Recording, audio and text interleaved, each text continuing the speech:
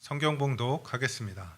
오늘 성경 말씀은 마태복음 28장 18절에서 20절까지 말씀입니다.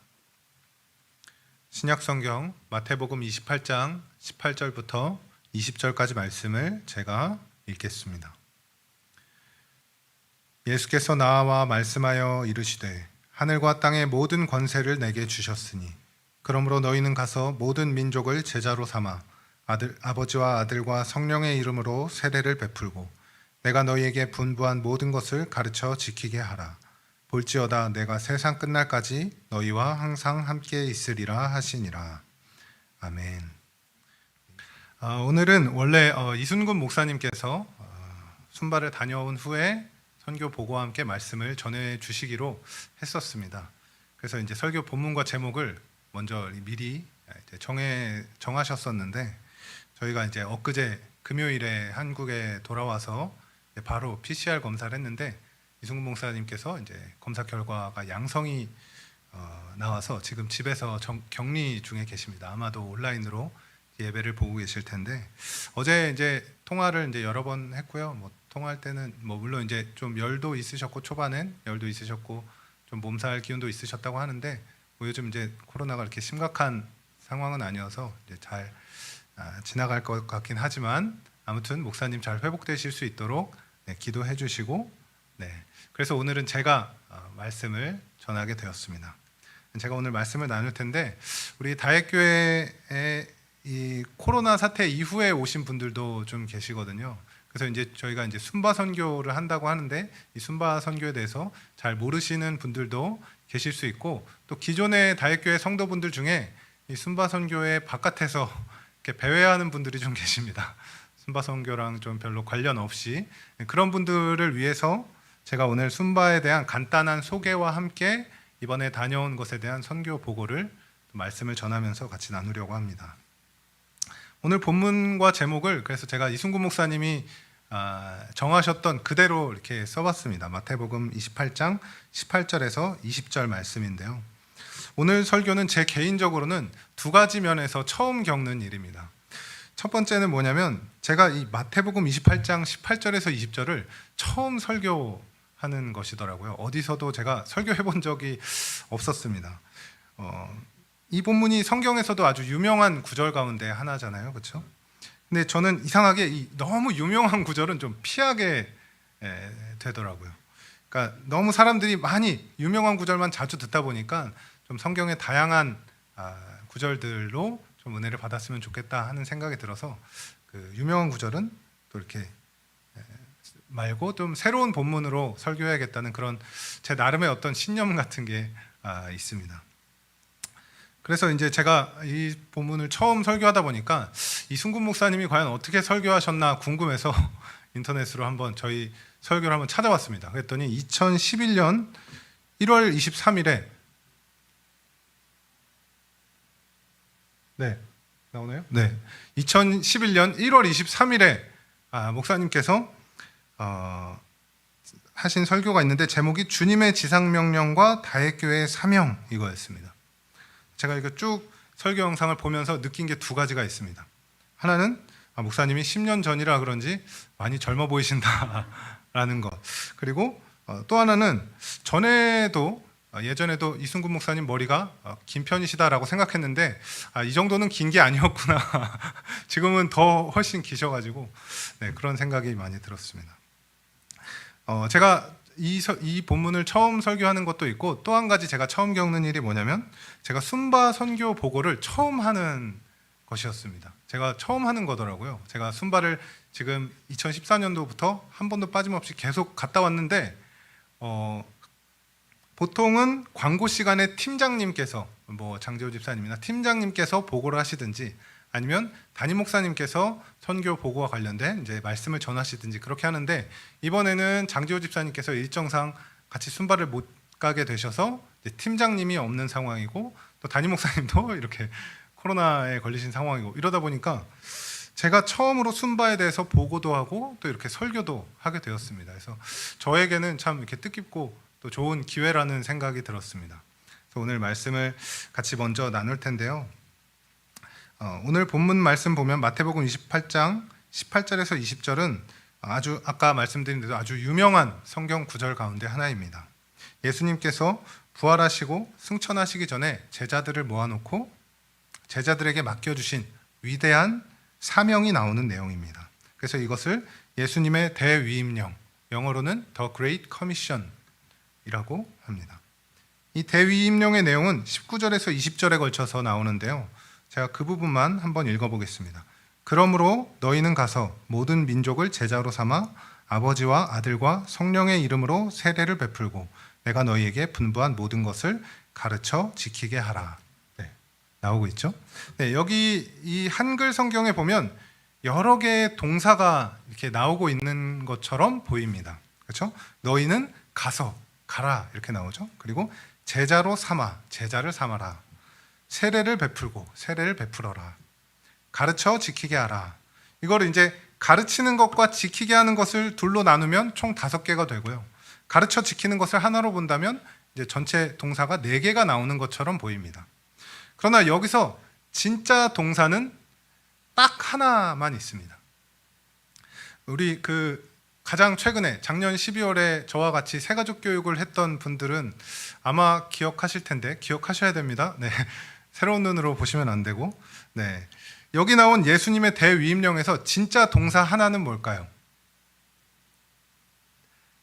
네. 대답을 못 하시는 우리 새가족분들. 네. 제자로 삼아가 동사입니다. 그것만 동사예요. 제자를 삼아라. 이것만 동사고 나머지는 다 분사 형태로 되어 있습니다. 헬라어 원어를 보면 나머지는 다 분사 형태로 되어 있고 제자로 삼아 이것만 동사 형태로 되어 있습니다. 그래서 전부 분사들은 이 동사를 수식해주는 표현입니다. 그래서 이 구절을 풀면 이렇게 됩니다. 그러므로 너희는 가서 뭐 해라? 제자를 삼아라. 아버지와 아들과 성령의 이름으로 세례를 베풀어서 뭐 해라? 제자를 삼아라. 내가 너희에게 분부한 모든 것을 가르쳐 지키게 해서 뭐 해라? 제자를 삼아라. 가서 제자를 삼아라. 세례를 베풀어서 제자를 삼아라. 가르쳐 지키게 함으로써 제자를 삼아라 라는 뜻입니다. 예수님이 제자들에게 맡기신 이 위대한 사명, 지금 우리에게 던져주시는 위대한 사명이 뭐냐? 바로 제자를 삼으라는 것입니다. 신자의 삶이란 한마디로 제자를 삼는 것입니다. Make disciples. 그러면 여기서 우리는 예수님께서 우리에게 명령하신 것, 이 제자를 삼는다는 것이 과연 무엇인가? 이것을 생각해 보아야 합니다. 첫 번째는 제자를 삼으라는 이 예수님의 명령에는 2가지 조건이 요구가 됩니다. 첫 번째는 뭐냐면 먼저 자신이 제자가 되어야 한다는 것입니다. 나 자신이 예수님의 제자가 되지 않으면 다른 사람을 제자로 만들 수가 없는 것이죠. 근데 여기서 우리가 제자가 되어야 된다고 할 때 이 제자라는 개념의 범위를 좀 포괄적으로 이해할 필요가 있습니다. 우리 중에는 제자가 되어야 한다고 했을 때 나는 아직 제자가 아닙니다 라고 생각하시는 분이 있을지 모르겠습니다. 겸손해서, 아니면 내가 성경을 잘 몰라서, 아니면 내 신앙심이 깊지 않아서 나는 예수님의 제자는 아닙니다 라고 생각할지도 모르겠습니다. 그러나 여러분 안심하십시오.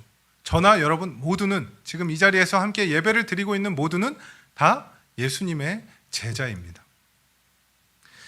단지 좋은 제자냐, 안 좋은 제자냐, 나쁜 제자냐의 차이가 있을 뿐입니다. 제자가 되어야 한다는 것은 제자의 어떤 퀄리티의 문제가 아니라 아이덴티티의 문제입니다. 정체성에 관한 문제인 것이죠. 여러분, 제가 재밌는 거 하나 알려드릴까요? 저 혼자만 재밌으면 안 되는데, 오늘 본문에 예수님의 대위임령, 유명한 구절이죠. 그 앞에 보면 예수님의 말씀을 듣는 11제자에 대한 얘기가 나오는데 16절 17절에 보면 이렇게 나옵니다. 11제자가 갈릴리에 가서 예수께서 지시하신 산에 이르러 예수를 배웠고 경배하나 아직도 의심하는 사람들이 있더라. 11제자가 우리와는 차원이 다르게 예수님을 직접 보고 십자가의 죽음도 보고 부활하신 예수님도 봤는데 아직도 의심하는 제자들이 있다. 있다는 겁니다. 예수님이 이 제자를 삼으라는 이 명령을 누구에게 했죠? 11제자에게 했습니다. 의심하는 자들을 마음의 중심을 보시고 예수님께서 내가 진짜 제자들한테만 좀 얘기할 게 있으니까 너네들은 좀 저쪽 가 있어봐 하면서 진짜 의심하지 않고 예수님을 경배하는 제자들만 모아놓고 이 위임령을 한 게 아니라는 거죠. 그렇게 하지 않고 모두에게 제자를 삼으라고 말씀하신 겁니다. 의심하는 자들도 제자를 삼기 위해 가야 되는 겁니다. 이번에 순발을 간 사람들이 전부 다 신앙심이 아주 특심이 있어서 특출나서 그렇게 간 것이 아닙니다. 가는 것만으로 모든 민족으로 제자를 삼으라는 예수님의 명령에 순종을 한 것이죠. 또 제자를 삼기 위해서 세례를 베풀어야 합니다. 분부한 모든 것을 가르쳐야 되고 지키게 해야 됩니다. 가르치기만 해서도 안 되고 그 가르친 것을 지키도록 해야 되는 것이죠. 여러분, 어떤 것이든 자신이 가르치려면 그 가르침의 내용, 컨텐츠를 들어야 되고 알아야 됩니다. 자기 것이 되지 않으면 가르칠 수가 없어요. 의심하는 제자들도 제자를 삼으려고 하다 보면 점점 제자다운 제자가 되어가는 것입니다. 그래서 자신이 제자로 살아가는 데 있어서 중요한 것이 뭐냐면 인풋입니다. 인풋. 바른 말씀을 듣고 예수님의 가르침과 성경의 교훈이 우리에게 주입되어야 하는 것이죠. 두 번째로 제자를 삼으라는 명령에서 예수님이 우리에게 요구하시는 것은 말 그대로 제자를 삼는 것처럼 신앙의 열매를 맺을 것을 요구하고 있습니다. 이것은 인풋의 반대가 뭐죠? 아웃풋이죠. 아웃풋을 요구하시는 겁니다. 신앙의 열매, 제자를 삼는 것은 다른 게 아닙니다. 생명, 영혼을 살리는 일입니다. 근데 바른 말씀이 내 안에 주입되고 인풋이 들어오고 성경의 교훈을 듣고 알게 되었는데, 그래서 이런 어떤 영혼에 대한 아웃풋이 나오는 것이 아니라 그것이 내 안에만 고여서 썩고 나 자신만을 위한 그런 신앙과 그런 삶을 살아가는 그런 이상한 경우들이 있다는 겁니다. 예수님은 제자를 삼으라는 이 명령을 통해서 신앙이 자기 자신 안에만 갇혀 있지 않도록 우리를 이끌어주고 계십니다. 그래서 내가 정말 누군가를 마음에 품고 그 영혼이 온전하게 되도록 기도하고 있는가?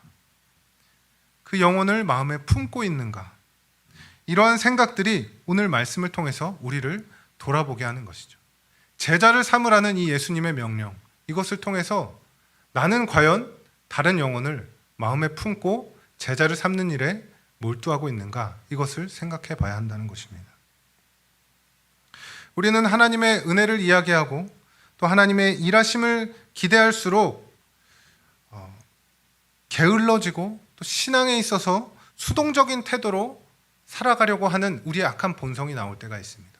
하나님의 은혜, 하나님께서 해주실 거야, 하나님께서 일하실 거야 라면서 우리는 뒷전으로 물러서는 그런 우리의 악한 유혹들이 있습니다. 그럴 때 우리는 더더욱 오늘 말씀을 붙잡고 제자를 삼으라는 이 예수님의 말씀에 우리의 영혼이 반응을 해야 되는 것입니다. 그래서 이 내용을 정리하면 제자를 삼으라는 그 말씀에 우리는 두 가지 질문이 머릿속에 들어야 합니다. 첫 번째는 내가 제자로 살아가는 데 있어서 올바른 생명의 양식을 내가 공급받으며 살아가고 있는가? 이것을 생각해 봐야 됩니다. 그리고 두 번째는 나는 예수님의 가르침과 그 길을 따라서 믿음의 온전한 열매를 맺어가고 있는가? 그래서 나의 삶에는 인풋이 있고 아웃풋이 있는가? 이것을 우리가 우리의 삶을 돌아봐야 된다는 겁니다. 예수님께서 우리에게 제자를 삼으라는 이 명령을 통해서 이러한 것들이 제자로 부름을 받은 우리들의 삶이어야 되고 또 교회의 사역들이나 어떤 가르침들이 이러한 방향으로 나아가야만 하는 것입니다. 그래서 교회가 보여주어야 할 아주 중요한 모습 가운데 하나가 바로 선교적인 교회로 나아가는 것입니다. 영어로는 미셔널 철치라고 하는데, 이 선교적인 교회가 교회의 모습 중에 중요한 모습입니다.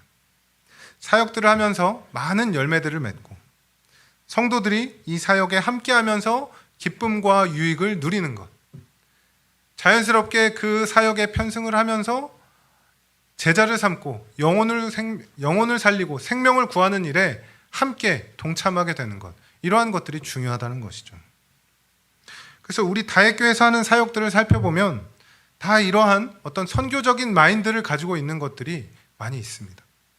다혜 다문화 학교, 그리고 에즈마이아 사역, 그리고 순바 선교 사역까지 이렇게 보면 다 이렇게 영혼을 살리고 생명을 살리고 제자를 삼는 그런 일들에 몰두하고 있는 우리의 사역들을 볼 수가 있습니다. 그 중에 오늘은 저희 교회의 중요한 사역 가운데 하나인 이 순바 선교에 대해서 함께 사역을 소개하고 또 지난주에 다녀온 선교를 보고를 하려고 합니다. 순바 선교를 혹시 잘 모르시는 분들이 계실 수 있어서 간단히 소개하자면, 이 순바섬은 인도네시아에 있는 섬 가운데 하나입니다. 직항이 없기 때문에 보통은 발리를 통해서 발리로 갔다가 1시간을 비행기를 국내선을 타고 들어가면 순바에 갈 수가 있습니다. 그래서 여기 사진을 가져왔는데 이게 실제 크기의 사진이고요. 위에가 순바고 밑에가 제주도입니다. 그래서 제주도의 한 6배 정도 된다, 이렇게 보시면 됩니다. 이 순바섬을 어떻게 알게 됐냐면, 우리 이승구 목사님께서 2013년도에 발리에서 순바에서 사역하시는 함경재 선교사님을 만났습니다. 만나서 이야기를 나누다가 함경재 선교사님께 순바에서 무엇이 필요하냐라고 이렇게 담임 목사님께서 여쭤보니까 의료 혜택을 많이 받지 못해서 의료 사역이 좀 필요하다, 이런 말씀을 하셨어요. 그리고 성경을 제대로 가르쳐 줄 수 있는 그런 사역이 좀 필요하다, 그런 말씀을 하셨고, 또 하나는 어린이들이 많은데 이 어린이들을 좀 이렇게 잘 교육할 수 있는 어린이 사역을 좀 하면 그런 것들이 필요하다, 이런 말씀을 하셨습니다. 그런 얘기를 다 듣고 나니까 목사님이 생각이 든 거죠. 우리 교회가 이미 다 하고 있고 가지고 있는 그런 자원이나 재능들이었습니다. 저희 교회는 아시다시피 의사분들이 많으신데 지금은 저희가 코로나 전에 뭐 교회가 이전하고 이러면서 이제 중단되었지만 요 당시만 해도 저희가 의료봉사를 구로에서나 뭐 중국에도 가기도 하고 열심히 활발하게 의료봉사를 했었습니다.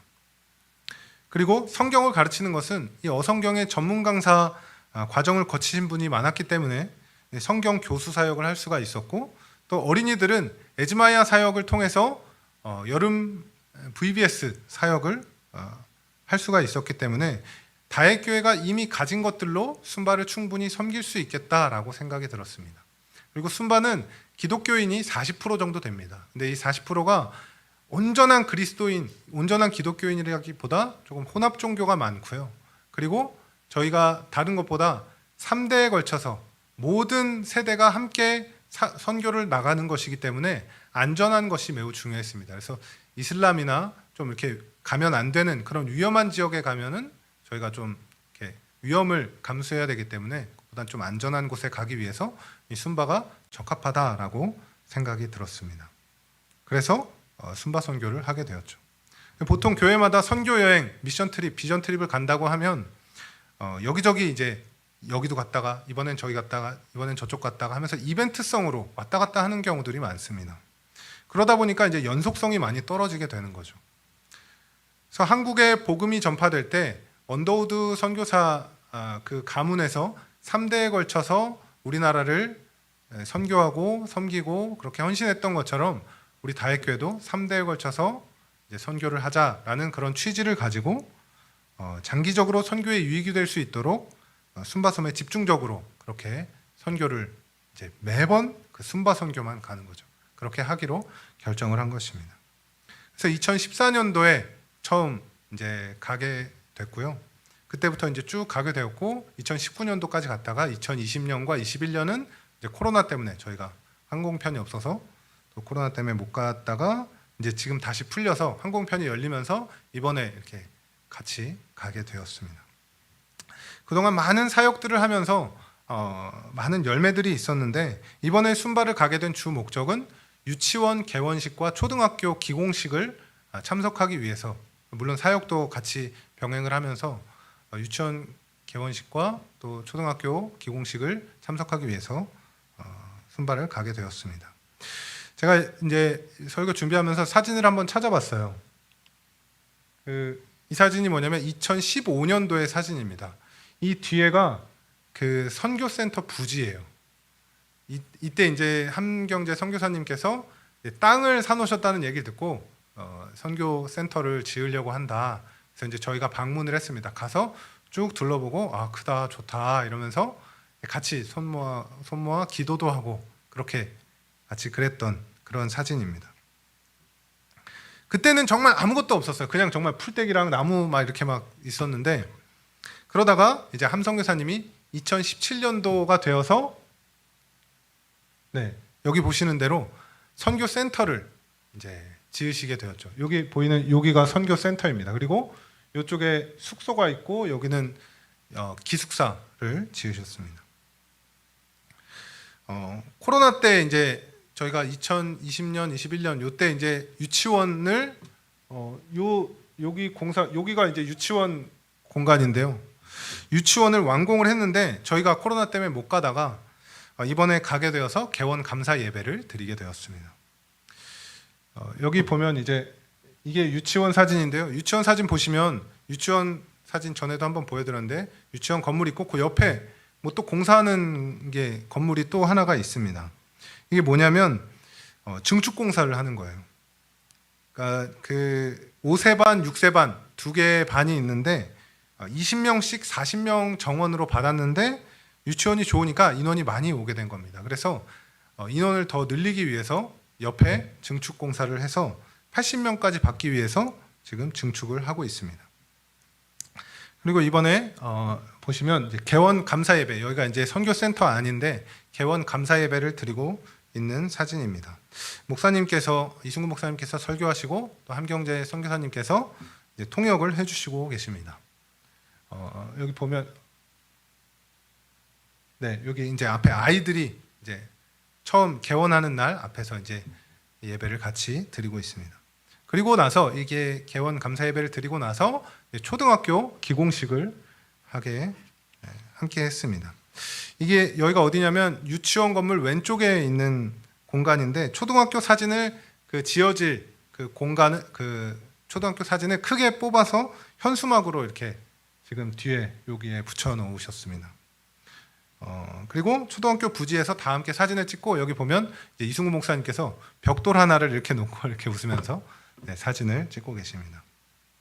이 초등학교는 2층까지 지어질 예정이고요. 생각보다 이렇게 초등학교가 큽니다. 음악실, 컴퓨터실, 교실, 교무실 이렇게 해서 순바 지역에서 보기 어려운 그런 좋은 건물이 이렇게 지어질 예정입니다. 건축비는 총 2억 한 2천만 원 정도 든다고 이제 지금 잡혀 있는데요.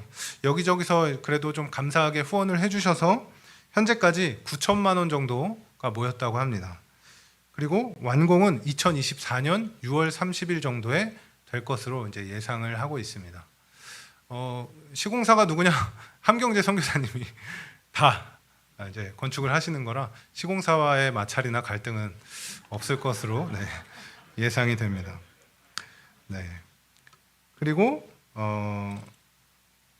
9천만 원 헌금 후원하신 것 중에 함선교사님도 임용 선교사님과 함께 자기 돈을 이렇게 거기에 또 헌금을 하셔서 그렇게 이제 건축을 하시더라고요. 이번에 이제 순바 선교로 가면서 유치원이나 초등학교가 이제 지어지면 이 운영비가 어떻게 되는지, 운영을 어떻게 하시는지 궁금해하시는 그런 질문들을 제가 이제 몇몇 분들에게서 받았습니다. 그래서 제가 이제 함성교사님께도 여쭤보니까 유치원비가 한 달에 10만 루피아, 인도네시아 돈으로 10만 루피아, 이게 우리나라 돈으로 하면 약 1만 원 정도, 그러니까 유치원생 1명 가는데 그 집에서 10,000원 정도 보내면 한 달을 보낼 수 있는 겁니다. 근데 이 10,000원도 일주일에 한 3번 정도 간식을 준다고 해요. 간식비로 다 나간다고 합니다. 나머지 선생님들 월급이나 다른 운영비들은 그동안 계속 적자였다가 감사하게도 올해부터 다혜교회에서 운영비로 200만 원씩 보내주시면서 잘 지금 운영되고 있다, 이런 이야기를 들었습니다. 이런 어떤 사실 이제 금액 이야기하고 이렇게 뭐 건축 예산 이야기하고 이런 것들이 여러분들께 혹 부담이 될 수도 있는데, 함성 교사님도 지금 우리 다혜교회가 건축하고 있는 상황을 아시다 보니까 유치원이다 초등학교다 해서 저희에게 부담을 주고 싶어 하지 않으셨습니다. 근데 이제 또 몇몇 분들이 또 이런 상황에 대해서 어떻게 되고 있는지, 운영비가 어떻게 되는지 궁금해 하시기도 하고 물어보시기도 하고, 그래서 제가 먼저 간략하게나마 이렇게 상황을 좀 말씀드리는 것이 좋겠다 해서 이렇게 알려드리게 되었습니다. 사실 이번에 이제 가서 순바 선교하면서 느낀 것이, 여기 보면 이게 여기가 공항이거든요. 이제 저 빨간 버스 잘 보시면 로고가 박혀 있습니다. 다혜교회 로고인데요. TK 떼까라고 하는데 떼까 시까 이렇게 써 있는데 이게 유치원 통학버스입니다. 이 유치원 통학버스를 작년에 함성교사님께서 구입을 하셨는데 다혜교회 로고도 있고 그 위에 보면 올러브 순바라고도 써 있죠. 다혜 순바 이렇게 써 있는 거예요. 네, 이 통학버스 구입하는데 다혜교회가 후원을 따로 하지는 않았습니다. 그러니까 알아서 이제 사신 거죠. 필요하니까, 통학을 해야 되니까.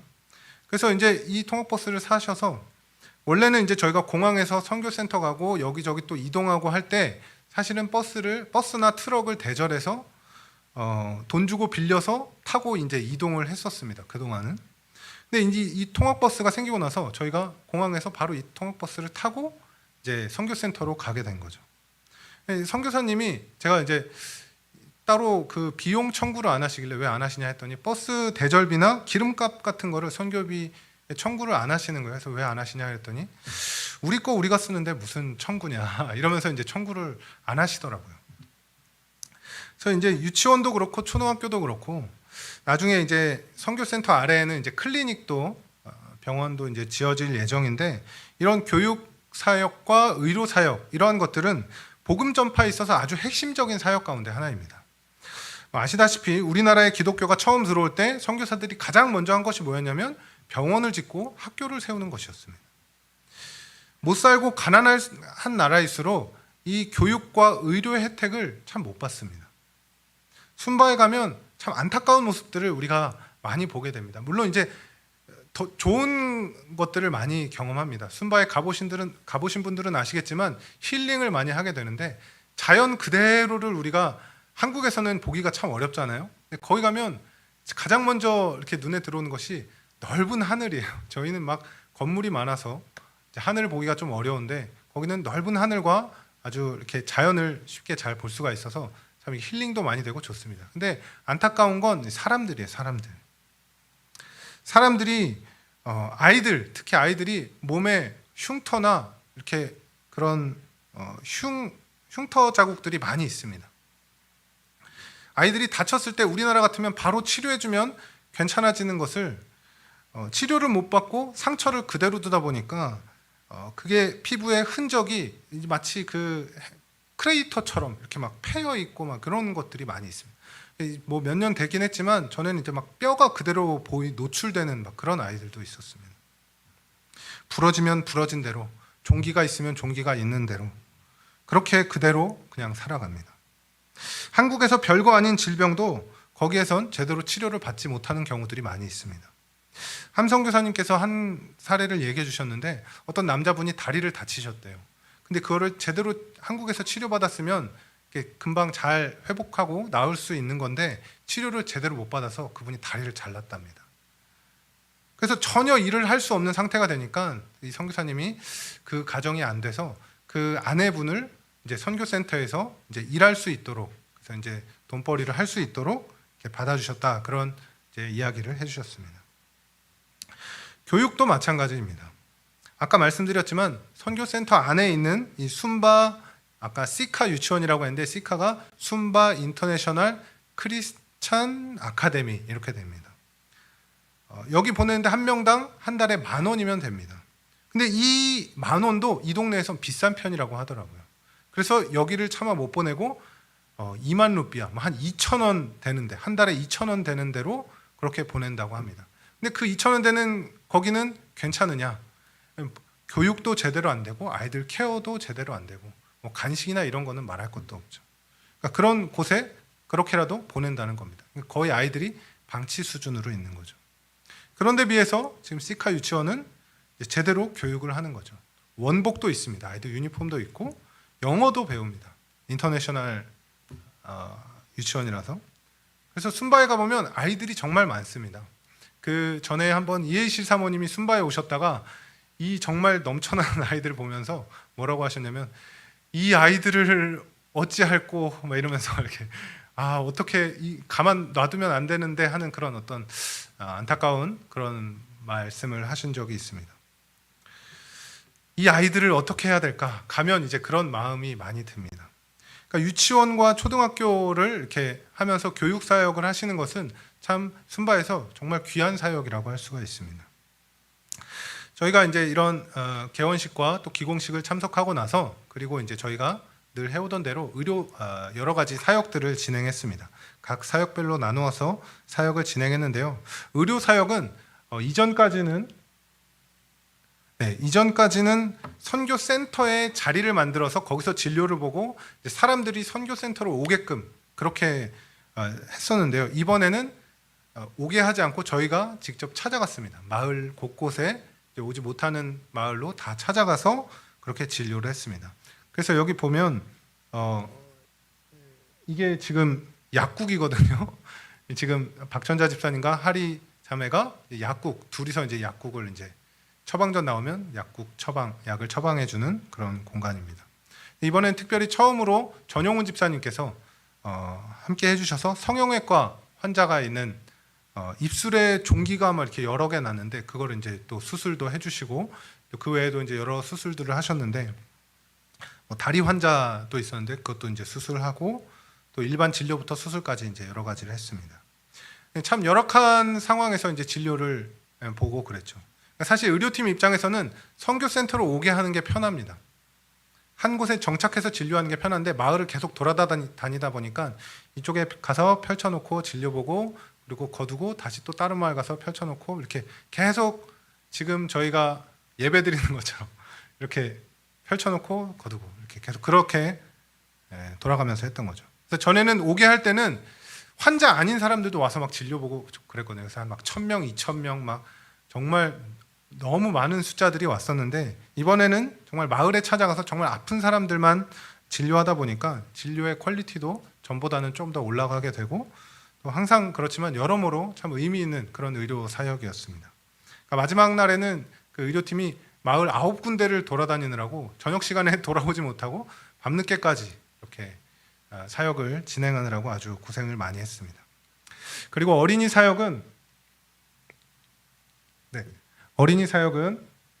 그 유치원에서 진행을 했는데요. 둘로 나누어서 한쪽에서는 우리나라 동요를 인도네시아어로 번역을 해서 율동을 같이 가르쳐 주었고요. 그리고 한쪽에서는 멜로디언을 가져가서 음악 수업을 진행했습니다. 현지 교사들과 함께 이제 진행을 했는데 아이들이 이제 5살, 6살인데 5살은 이제 이날 처음 유치원에 온 거거든요. 그래서 이제 다들 한국 아이들이랑 똑같더라고요. 이렇게 다들 낯설어하고 어색해하고 율동에도 잘 좀 이렇게 따라하지 않고 어색해하는 그런 모습도 있었고 또 엄마랑 떨어지기 싫어서 울고 막 그런 것들은 참 우리나라와 전 세계적으로나 다 똑같구나 이런 생각이 들었습니다. 그리고 6살은 이제 작년에부터 이제 유치원에 왔었기 때문에 또 신나게 적응하고 율동도 같이 따라하고 그러는 모습이 있었습니다. 이게 제가 자료들이 사실 굉장히 많은데 영상이나 이런 것들을 뭐 시간 관계상도 그렇고 다 보여드릴 수 없어서 또 이렇게 준비할 시간이 부족해서 다 보여드리지 못해서 참 아쉽습니다. 그리고 전강 사역도 진행을 했습니다. 전강 사역은 제가 사진을 못 받아서 사진은 못 보여드리는데 이틀에 걸쳐서 주변에 있는 목회자들을 58명을 저희가 선교센터로 불러서 구약과 신약 한 번씩 이제 전체적인 개요를 이제 강의하고 그렇게 했습니다. 근데 강의가 끝나고 나서도 사람들이 집으로 돌아가질 않고 계속 거기서 질문을 하고 또 대화도 나누고 그러는 모습들을 보면서 이 사람들이 그래도 배움에 대한 기회가 없어서 그렇지 배우고자 하는 마음은 있구나, 이런 또 생각이 들었습니다. 그리고 지원팀을 보면, 지원팀은 이게 뭐냐면 선교센터 마당에 돌을 이제 까는 일을 위해서 주변에 강가에 가서 돌을 주워오는, 지금은 다 가벼운 것처럼 보이지만 이제 무거운 것들도 들고 이렇게 오는, 그리고 이제 각 사역들을 또 이렇게 지원하는 그런 일들을 했습니다. 여러모로 다들 이제 애를 많이 쓴 사역을 했었고요. 이런 모든 것들이 다 오늘 말씀과 같이 제자를 삼는 일입니다. 이 사역에 동참하는 것만으로도 제자를 삼는 일이고 영혼을 살리고 생명을 구하는 일입니다. 교회 사역에 동참하면서 함께 순바에 있는 사람들을 예수님의 제자가 되게 하는 그 일에 동참하게 된 것이죠. 여러분도 마찬가지입니다. 여러분도 함께 기도하면서 함께 마음으로 함께하면서 이 사역에 동참하시게 된 거죠. 이 제자가 되게 하는 것은 전도하는 것만 해당되지 않습니다. 너무 그 복음을 전하는 것, 그것에만 갇혀 있어서는 안 됩니다. 전인적인 구원을 위한 사역과 일이 되어야만 합니다. 예수님이 이 땅에 오셔서 전도만 한 것이 아니라 고치시고 가르치시고 전파하시고 종합적으로 사역을 하셨습니다. 제가 여러분께 오늘 도전해드리고 싶은 것은 제자를 삼는 일에 몰두하셔야 된다는 겁니다. 제자를 삼는 것은 우리 신자의 사명이자 우리의 삶이라고 할 수 있습니다. 그것이 개인적으로 한 영혼을 마음에 품고 눈물로 기도하는 일이 될 수도 있고, 이렇게 순바 선교에 참여하는 것처럼 교회 사역에 동참하는 것이 될 수도 있습니다. 여러분 중에 혹시 이제 앞으로 이제 매년마다 순바 선교, 특별한 일이 없다면 순바 선교를 가게 될 텐데, 아직 안 가보신 분들은 꼭 한 번 이상은 이 사역에 동참하시기를 권면드립니다. 예수님의 제자인 우리가 또 다른 제자를 삼는 그런 삶을 살아야만 합니다. 이것이 우리의 사명입니다. 그래서 오늘 말씀을 들으시면서 여러분들의 삶을 돌아보고 생각하는 시간이 되었으면 좋겠습니다. 나는 제자를 삼는 일을 몰두하고 있는가? 영혼을 내 마음에 품고 있는가? 우리만 구원받고 마는 것이 아니라 다른 영혼을 향한 주님의 마음, 우리에게 맡겨주신 그 사명을 기억하면서 영혼을 품고 제자를 삼는 그런 복된 인생을 살아가시기를 주님의 이름으로 축원합니다. 이 시간 함께 기도하겠습니다.